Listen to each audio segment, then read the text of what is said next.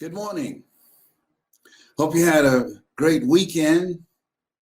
I did too, but I had a little challenge, but that's okay. I'm still here. Got a message for you today. See, life was, sometimes it will snatch the rug out from under you and just slap you silly. I said, bam! There goes that vision. I mean, they have those fights and somebody get knocked silly and the referee say, how many fingers I got up in the air? Gosh, I think I see 12. Let me tell you. And so I want you to think about what you want. I got some big plans. I want to work with some people that are hungry. I want to work with some people that are serious. I want to work with some people that want to take their game to the next level, that want to learn from me. God has blessed me. I was born to motivate you, to bring out the greatness in you. You learn, you earn, you pass it on. And I'm looking for people who are open and receptive to what I can pass on to them. See, there are three types of people. They're winners, they're losers, and they're winners who've not discovered how to win. And they keep on knocking their head up against the wall. They keep on frustrating themselves. They keep on making the same mistakes over and over and over again. They are stuck.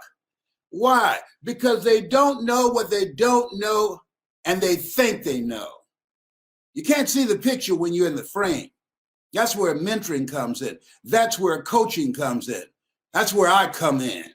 You think being here, accomplishing what I've accomplished, you think I might know a little something?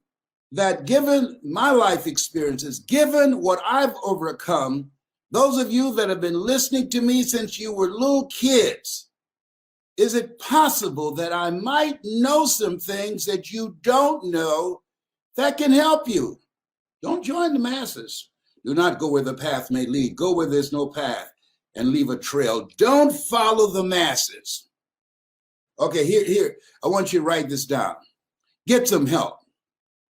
Yeah, because you don't know what you don't know. The worst combination in the world that I think that I don't deal with is arrogance and ignorance. You see it in your children all the time. Well, they think they know, and they don't know. I remember my son, John Leslie, we had an argument, and he said, listen to me. I said, excuse me, how long you been on the planet? How old are you? He said, 15. You're 15. I'm several times older than that. Would you agree? Yes, sir. Is it possible that I might know some stuff that you don't know? You just got here 15 years ago. That can be helpful to you. There's a book called The Kabbalion. He said, the lips of the wise are sealed to the ears of the ignorant. See, there's some things that we know, some things that we try and prevent our kids from making the same mistakes that we did. And the louder we speak, the faster they run toward danger, toward their friends. Isn't that interesting? Have you ever given somebody some advice based upon your experience, your observation, and they got mad with you? They got upset with you because you didn't agree with the behavior that they were engaged in, where they were sabotaging themselves, where they were making short-term decisions that had long-term consequences. Have you ever been in a situation like that? Have you observed that with a friend or a relative? See, here's what I know. And that won't happen by accident. That won't happen by affirmations. No, you have to have a new mindset. Let that mind be in you. You got to have another mindset. Your best thinking has produced the life and the results that you now have. Where you are right now, your thoughts have brought you. Where you can go when you upgrade your thinking, your thoughts can take you. And so I'm encouraging you, got something for you.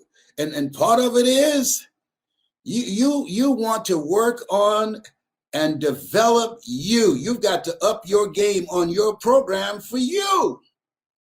The things that you're going to fortify yourself so you can be ready for the fight. Because if we don't know anything else, here's what we learned. It ain't all about the vision. You got to be ready to fight. Therefore, take unto you the whole armor of God, that ye may be able to withstand in the evil day. In order to stand, you got to know you in a fight. Most people don't know you in a fight.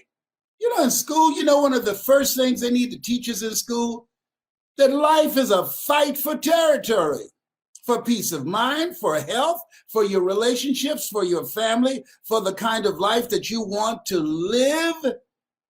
Oh, the reading, writing, and arithmetic, oh, that's nice. And that can't take you where you want to go. You can survive on that, but you can't live on that. You have to have an expanded vision of yourself. You've got to get ready to deal. I remember, I just remember his name. A guy named Leatha Kelsey. And I was in elementary school in Douglas Elementary School in Miami. And Leatha Kelsey, who was heavy, and every day he was taller than I was, about 2 years. And every day he would chase me home to beat me up. Why? Because he could. He outweighed me probably about 25 or 30 pounds, and he was fast too, but I was faster. And every day he would try and catch me. Sometimes he would beat me up. He would wait out in the parking lot. He was a bully. He didn't just beat me, he beat other people too. And I tried to fight him, but he was just too big to handle. And so I started leaving school a little earlier, sneaking out, and had another exit strategy. And one day I started running toward home, and I looked back, and Leatha Kelsey, he anticipated that. I think he'd asked some people, where is Leslie? And they told him I went out another door from Douglas Elementary School, and he was waiting behind a car. I guess he decided, you know what? I think I'm gonna touch him up a little bit. And so when I saw him, boy, I started running. And so when I got about halfway home, I said, Mama, open the door. Open the door. Leatha Kelsey's behind me. Open the door. And my mother looked, and she locked the door. I said, Mama, I'm here pulling on the door. I said, Mama, open the door. He's coming. He's right behind me. She said, fight. And Leatha grabbed me by the neck and slung me off the porch and threw me in some bushes. And there was a new soda drink called Topa-Cola that was designed to compete with Coca-Cola. And I fell in the grass, and my head touched the Topa-Cola. And when I came up, see, when sometimes when life knocks you down, don't just lay there. Look around for something that you can come up with. I came up with a Topa-Cola, and I bust him in the head. Bam! He said, oh, my God. And then I hit him again. Bam! Let me tell you, he was shocked. He was startled because he wasn't accustomed to me fighting back. I thought it was cruel and mean that my mother would lock the door. She said, fight, fight. And boy, when the blood started coming down his face, he said, oh my God. And he went running, blood coming up both sides of his head. And I'm saying, holding that Topa-Cola bottle, that'll learn you.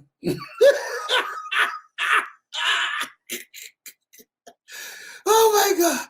Leatha Kelsey came to school with his head all bandaged up. He didn't chase me no more. Somebody said, you gonna beat up Leslie today? No, he crazy. See, sometimes people got to know you crazy.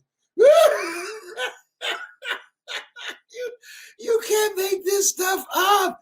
Listen, we got to fight all the way to the end. Because, see, I said yesterday that life it's really,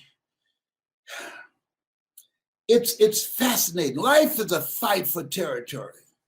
And once you stop fighting for what you don't want will automatically take over.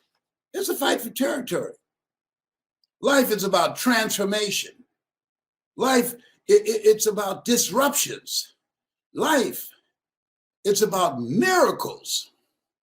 You are here to grow. You must die daily to who you are so you can give birth to who you are to become. And there will be interruptions along the way. Life is like a box of chocolates. You never know what you're going to get. That's all I got to say about that. And it's about miracles. You have miracle working power. The fact that you're still here. So this is different. This is very, very different.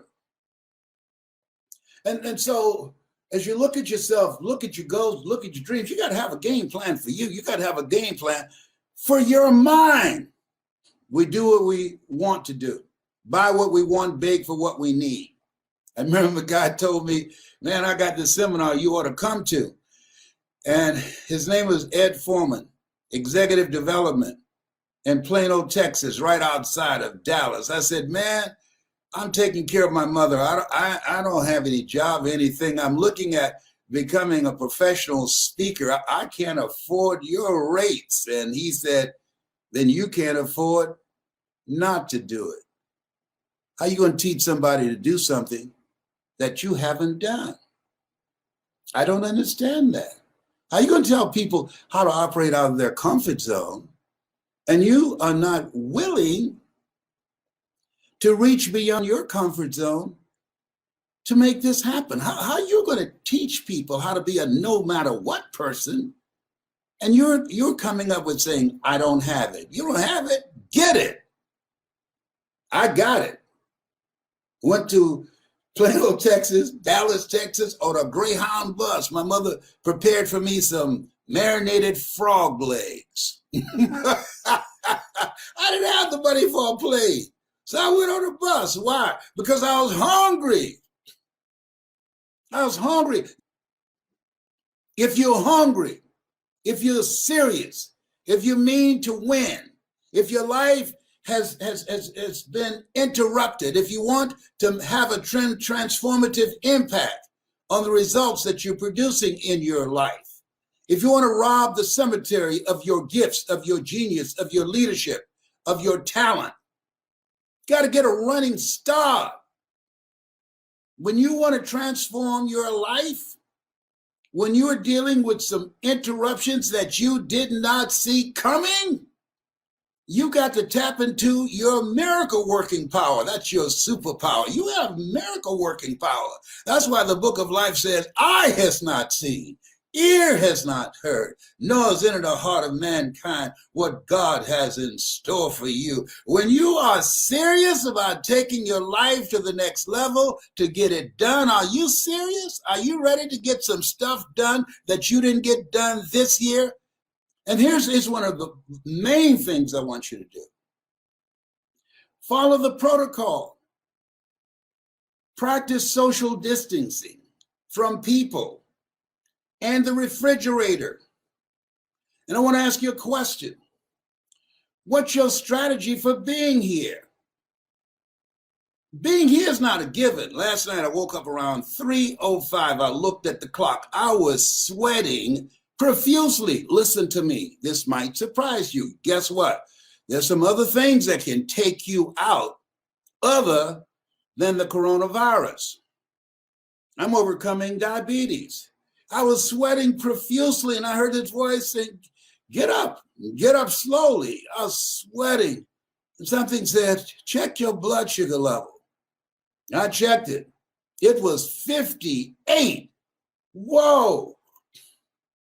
Now, when it gets down to 40, you can go into a diabetic coma. It was 58. So now I knew why I was sweating so profusely. And I had not been tracking myself in terms of taking my medication, taking my insulin and what I eat. And so I laid back and I heard this voice said, you better get up. You better get up and get some sugar in your body somewhere. And my room is legal. There's nothing sweet in there but me. Oh, stop it, sugar daddy. Let me tell you something. So I staggered over to the steps and I took my time going down. First I said, John Leslie. And the voice said, he's gone. I got you now. You better get up. So I got up.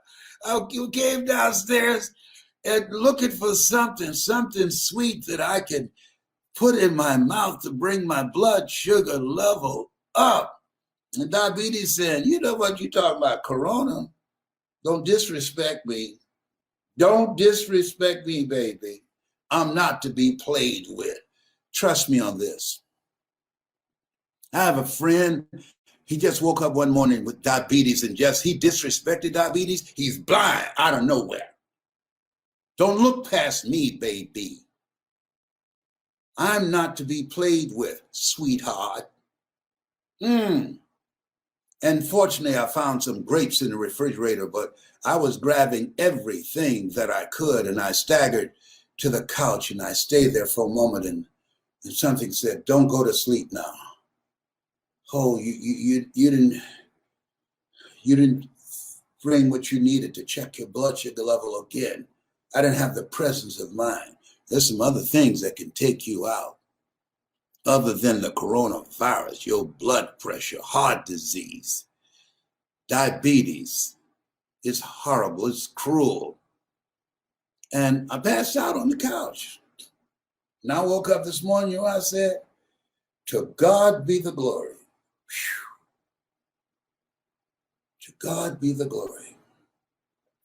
All things work together for good, for those who love God and who are called according to his purpose. How many of you ever had a close call and you knew that you're here not because of you? You knew. You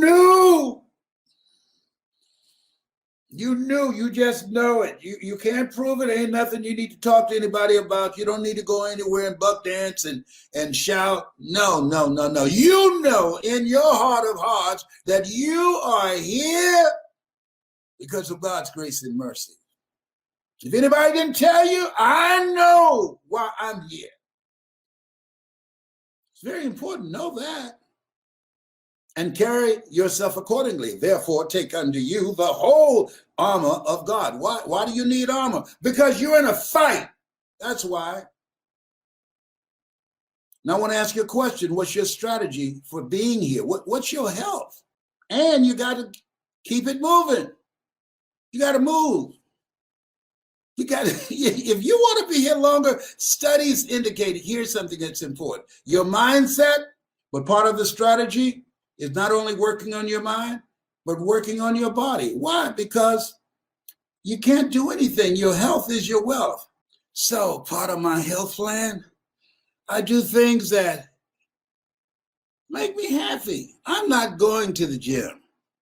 No. But at least I can dance for 30 or 45 minutes at home with something that I enjoy. Come on. No excuse is acceptable. I decided it's a fat boy move if I go through the day and don't dance. That's a fat boy move. That means that I'm committed more to being fat than being in shape. Until the pain of staying the same is greater than the pain of change, you will never change. This doesn't work for me. No, I'm too vain. No. Because I'm 75 don't mean I have to look 75 and act 75 like I got one foot on the banana peeling and the other one in the graveyard. No, I got to up my game to be here. And part of that is knowing that nothing tastes as good as health feels. Knowing what the Honorable Elijah Muhammad said. He said, eat to live. Don't live to eat. No, no. So I'm making healthy choices. And I've created a drama-free zone around me. Don't bring no drama up in here because I'm not the one. I don't do drama. Create a drama-free zone for family members, for your children, for friends, your job, anybody that you know. Let them know, draw the line, put your foot down. I'm not the one. I'm not the one. Life has no duplicate.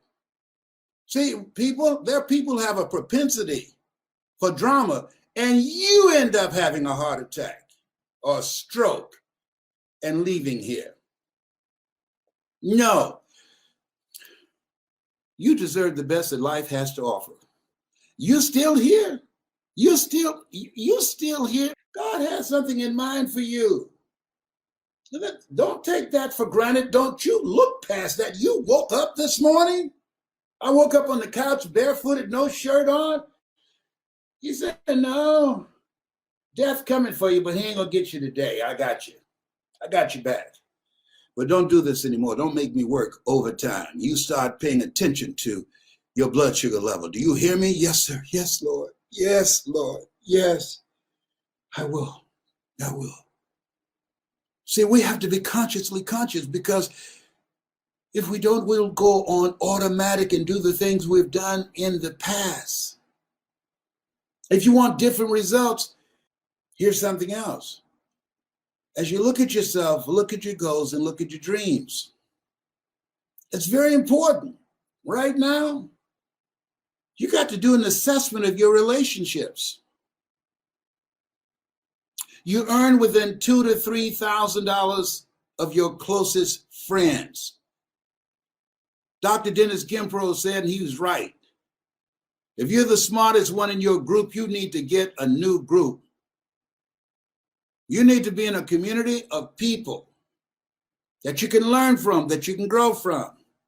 You need mentoring and coaching from someone who's already made their first million, and that can help you make yours.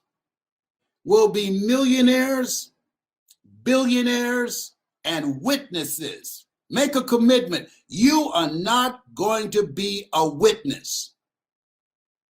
That you're going to be in the first two columns, either a millionaire or a billionaire. It took me 3 years to earn my first million. So do I know a little something about how you can use your voice, use your story, use your knowledge, use your experiences to create your first? I think so. And how many of you are ready to make your first? It's not beyond your reach. I remember as a kid, millennials don't know anything about that. They had a program called The Millionaire, Mark Anthony. And he went to this guy, and every week this guy would give him $1 million to give to some unknowing, unsuspecting person. And every time that program would come on, The Millionaire, when it went off and somebody came to the house, knocked on the door, I'd jump up, I'd run to the door. My mama said, where you going? I said, I think that's the man with the $1 million check, mama. She said, boy, if you don't sit your behind down, if he had $1 million here in Overtown, that he'd have got it busted in the head by now. I was so caught up in that. I loved that program. I loved it. And I remember when I got into the speaking business, and Sue Burkhardt, I got to call Sue today, she is my secretary. And one day I heard her say, no, whoa, oh my God. And I was speaking in Detroit at the time. My office was in the Penobscot building. I was giving a speaking series called Choosing Your Future. And she said, this can't be real. And she came in my office and she said, look at this, Mr. Brown. And it was a check for $1 million with my name on it. She said, this can't be real. We Xeroxed a copy of it, and we went down and put it in the bank. And they didn't look at us crazy. And they checked, it's good. It's good. Yeah.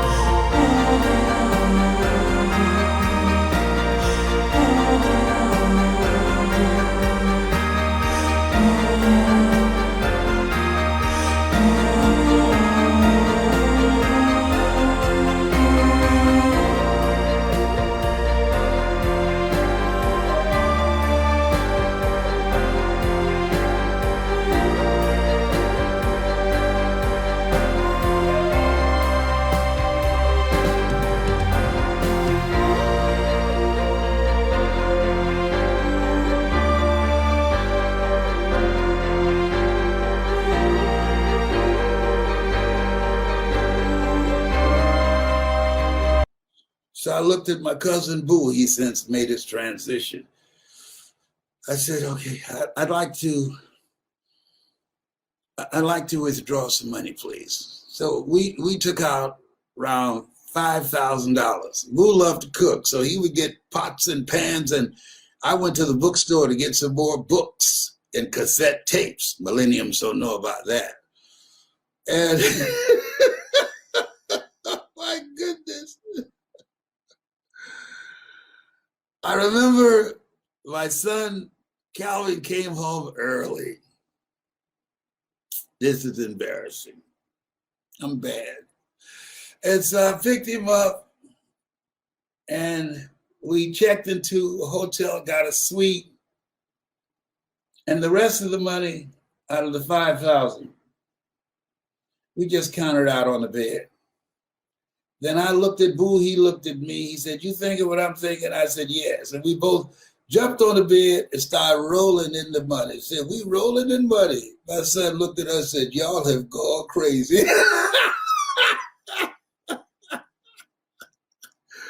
Oh my God. Oh boy. You can take them out the country, but you can't take the country out of them. Oh man, what an experience. Listen. Life is full of transformation, disruptions, and miracles. Who would have thought somebody born in an abandoned building on a floor, don't even know my parents, labeled educable, mental retarded? Who would have thought that somebody would write me a check for $1,125,000 to be exact? You have no idea what God has in store for you. Doesn't matter what you've lost. What matters is what you're going to build. Where you go from here. 8 out of 10 millionaires have been bankrupt. Oh, that doesn't mean anything. What has been taken away. What you have is enough. You are enough. You are the money. Become a part of a community of like-minded people who are going in your direction. Don't do this thing called solo. Don't hang out with the same people. Use this time to upgrade your relationships. Go through each person you communicate with most, including family members, and ask the question, what is this relationship doing to me? Write that down. What is this relationship doing to me? Am I growing mentally and emotionally and spiritually? Am I smarter? Am I a better person because of this relationship? Is this relationship an asset to me or a liability? See, so there's some relationships you got to let go, including relatives. Let go or be dragged. I had a friend of mine, she had to fire her parents. Sean had to fire her parents. She filed for divorce from her parents. Her father was physically and emotionally abusive. And her mother watched. She was a witness and didn't stop it, didn't intervene. And she one day at 14 called the police department and asked, if you are a victim of parental abuse, can you file charges against your parents and get a divorce from them because you don't want to be in a house with them anymore? And so the person who answered the phone and said, yes. So she then said, well, I want to report a person who's a victim of that. And he said, okay, you want to put him on the phone? And she said, I am the person. And she has a rather strong voice. He said, oh, you sound like an adult. Well, I am the person. My father is very abusive. I'm sitting up here with a black eye now and a busted lip. I'm not going to school today. So he said, come in. And that was the beginning of it. My father graduated from Harvard. She represented herself at 14. Her parents sat on one side in the courtroom and she sat on the other. And when she finished with him, when he got on the witness stand, when she finished with him, she's an attorney now, graduated from UCLA, is my personal attorney. They granted her a divorce from her parents. See, there's nothing as powerful as a made-up mind. You don't have to settle for an abusive life. You don't have to settle for living a small life. Therefore, take unto you the whole armor of God. You've got to fight for the life that you want. Herein my Father glorify that ye bear much fruit. Much fruit. You are not here to live a small life. You are here to bear much fruit. And you got to live life like you mean it. You got to be serious about being happy, being joyful, having your health, having great relationships, living a life that you feel good about, a life that you're proud of. Now, there's a difference between surviving and living. You think it's the same? If you believe there's a difference between living life on your terms or surviving with the life that has been given you, and this place where we are, this is not normal. This is strange. We're waiting for the next shoe to drop. If you agree with me that your life matters, your dreams matter, your talents matter, and you must treat them like they matter. And you have to create a movement, and you are the movement. You've got to organize and have some collaborative, achievement-driven relationships that will help you get it done. And trust me on this, if you go through the internet, you see all kinds of people dancing to Master KG's song. You see the majority of the stuff that's out there. It's craziness. For this platform, what an incredible platform to educate our kids. Our kids are being left behind. Did you know that? Because of what's going on, they're being...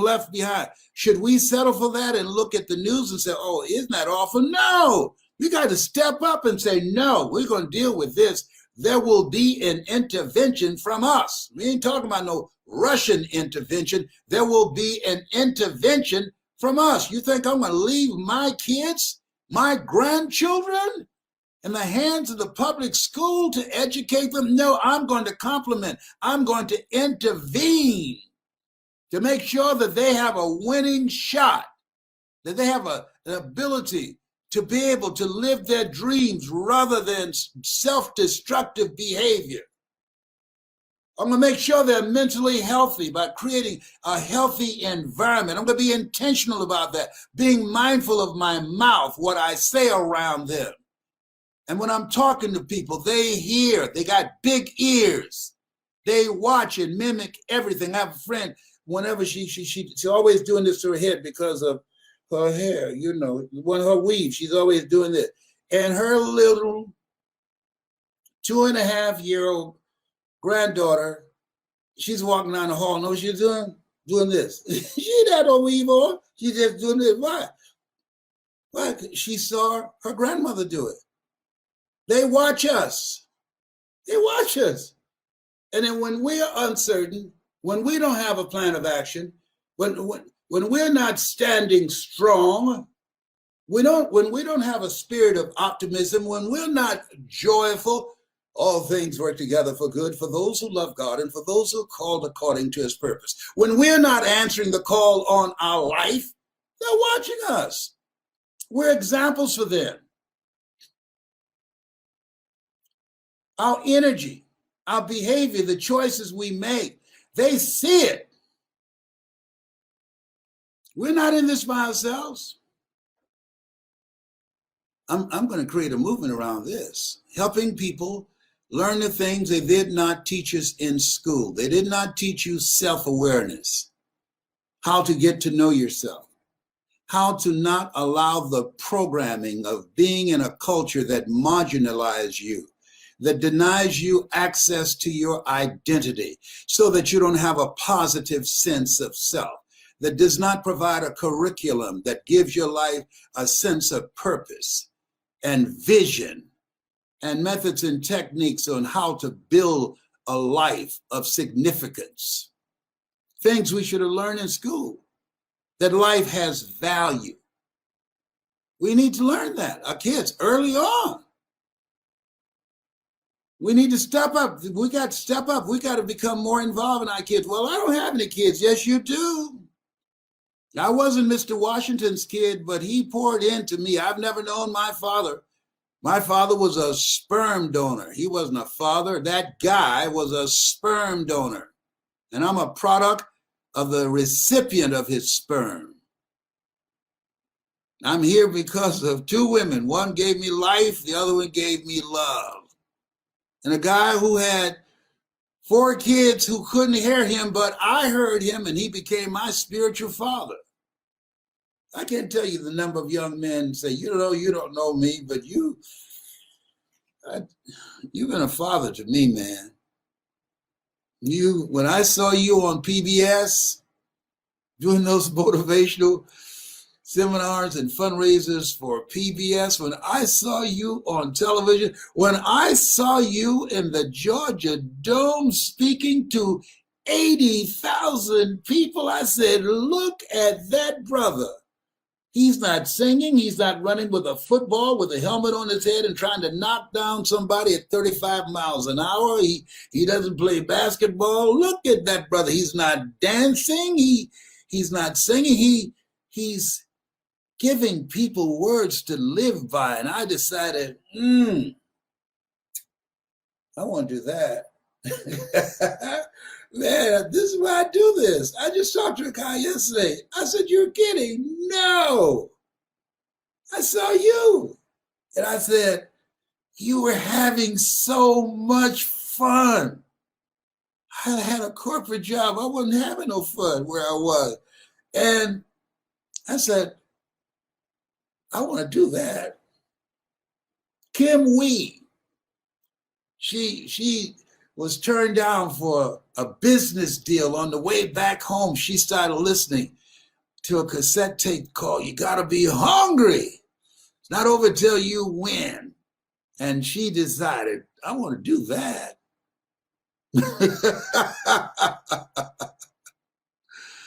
Stacy, NC grad, Dr. Stacy, NC grad. Listen, you can be an inspiration for other people. You can be an example for other people. Your life is not just your life. Answer the call. Think in terms of answering the call on your life that will create a job. Yeah, job is what you get paid for. A call